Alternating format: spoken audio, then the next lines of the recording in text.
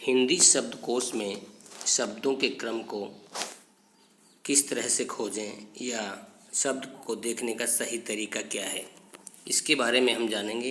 ये बहुत ही महत्वपूर्ण बात है।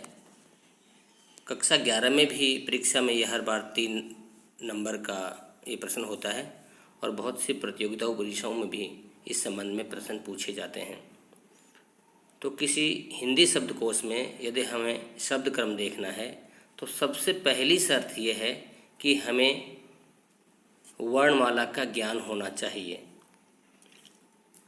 दूसरी ध्यान देने की बात यह है कि वर्णमाला में सबसे पहले स्वर होते हैं, उसके बाद में व्यंजन। वर्णमाला में पहला वर्ण जो होता है हिंदी वर्णमाला में वो अ होता है और अंतिम है होता है। तो याद रहे कि ए से लेकर के है तक ही यात्रा होती है वर्णों की। अक्षर गे जो हैं वो अंतिम नहीं होते, क्योंकि वो संयुक्त व्यंजन हैं, वो है से पहले ही तीनों चारों आ जाते हैं। किसी भी शब्द को हम देखेंगे शब्दकोश में, तो शब्दकोश में सबसे पहले अनुस्वार और अनुनासिक वर्ण हैं वो मिलेंगे हमें।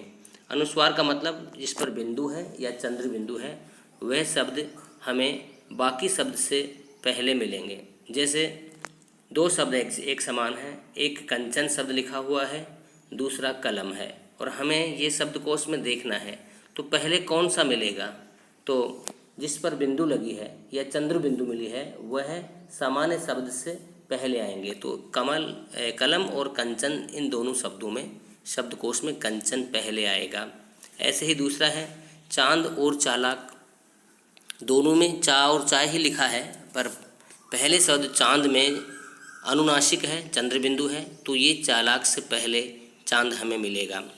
ऐसे ही मात्राओं में अ, आ, ई, उ, उसके बाद में री की मात्रा, फिर ए, आई और ओ, आओ ये अंतिम मात्रा होती है। इसके बाद में आधे वर्ण हैं वो मिलेंगे। जैसे हमें तौलना शब्द है, एक त्योहार शब्द है, दोनों में तय से शुरुआत हो रही है, तो शब्दकोश में पहले कौन सा आएगा? इसमें तौलना पहले आएगा और औ के बाद में आधे वर्ण जो है वो मिलते हैं। याद रहे कि जो आधे अक्षर होते हैं वह औ की मात्रा के बाद में ही इनकी शुरुआत होती है।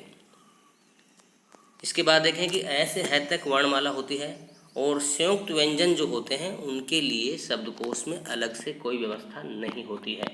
इन संयुक्त व्यंजनों के बारे में हम देखते हैं।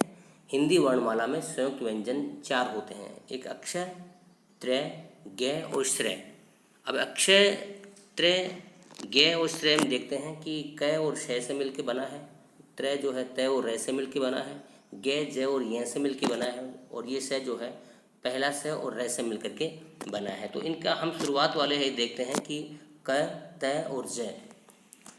इनको हम शब्दकोश में देखेंगे तो क्षय को देखते हैं तो काऊ की मात्रा के बाद में क्षय मिलेगा, तौ की मात्रा के बाद में त्रय मिलेगा और जौ की मात्रा के बाद में गे मिलेगा। ऐसे ही सौ की मात्रा के बाद में श्रेय की शुरुआत होगी।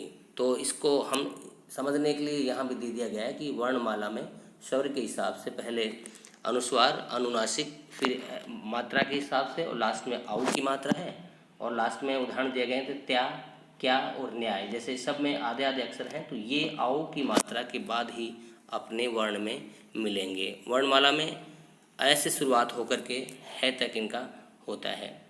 लास्ट में जैसे एक वर्ण हमने ले लिया कि तय की मात्रा को लिया है, तो इसमें तंग, तय, तय, ता, ती ये दिया हुआ है। इसमें से तय या ता के पहले बिंदु वाले यानी अनुस्वार या अनुनासिक वाले ही शब्द मिलेंगे।